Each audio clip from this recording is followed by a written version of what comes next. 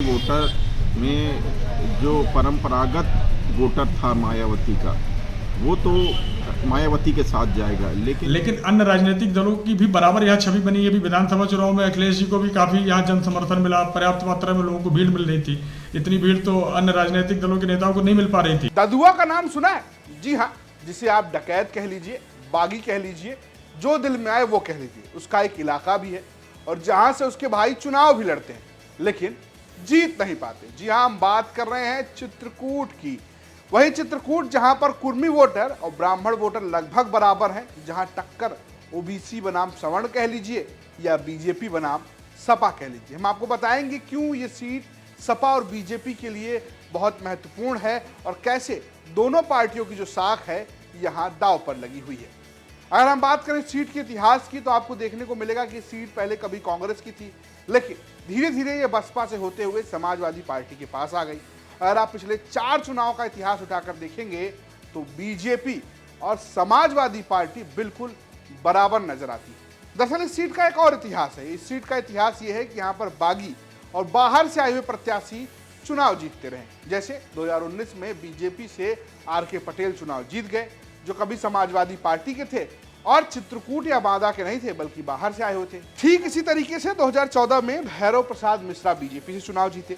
2009 में वही आर.के. पटेल, जो अभी बीजेपी से सांसद है, वो समाजवादी पार्टी से सांसद थे। 2004 में श्यामा चरण गुप्ता समाजवादी पार्टी से सांसद थे, जो 2019 में आर.के. पटेल से चुनाव हार गए थे। इस हार जीत के पीछे कुछ जाति समीकरण है। दरअसल इस सीट पर जो दबदबा है वो कुर्मी वोटर और ब्राह्मण वोटर का है, क्योंकि दोनों की जो स्थिति है, या कहें आप कह सकते हो जो जातीय संख्या है, वो लगभग बराबर बताई जाती है। एक अनुमान के मुताबिक इस सीट पर करीब 2.5 लाख ब्राह्मण है और 2.5 लाख कुर्मी है। इसके अलावा दलित बिरादरी की संख्या करीब 2 लाख बताई जाती है और मुसलमानों की संख्या करीब 1 लाख बताई जाती है। यहाँ पर सभी पार्टियां ये कोशिश करती हैं कि वो किसी न किसी तरीके से कुर्मी वोटर को साथ ले या ब्राह्मण वोटरों को साथ ले। आप बीजेपी के पिछले 2 चुनावों को आप देख सकते हैं कि एक बार कुर्मी उम्मीदवार है, दूसरी बार ब्राह्मण उम्मीदवार है। ठीक यही कोशिश यहाँ पर समाजवादी पार्टी भी करती नजर आती है, बसपा भी ऐसा ही करती नजर आती है। लेकिन जब से अनुप्रिया पटेल बीजेपी के साथ आई हैं, तब से कुर्मी वोटरों का बड़ा प्रभाव जो है वो बीजेपी के साथ रहा है।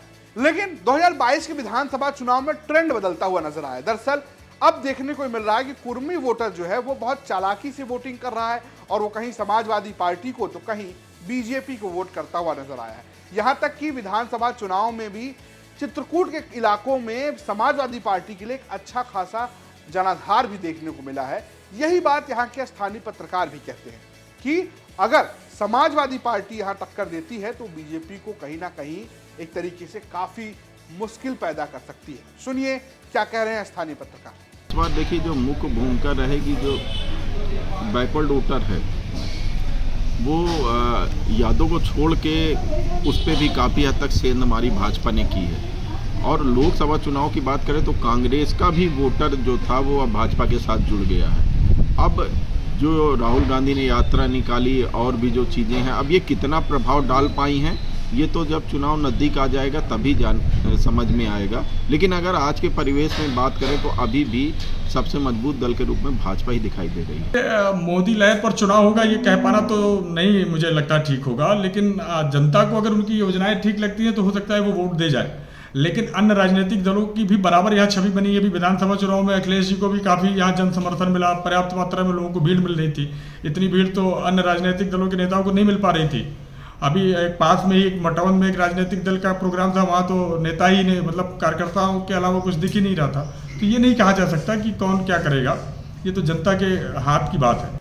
तो स्थानीय पत्रकारों की माने कि अगर यूपी में मोदी लहर चल रही है, देश में मोदी लहर चल रही है, लेकिन इस इलाके यानी कि इस लोकसभा सीट पर नहीं चल रही। यहाँ तो चल रही है भैया जाति समीकरण की, यहाँ चल रही है प्रत्याशी की, यहाँ चल रही है स्थानीय मुद्दों की।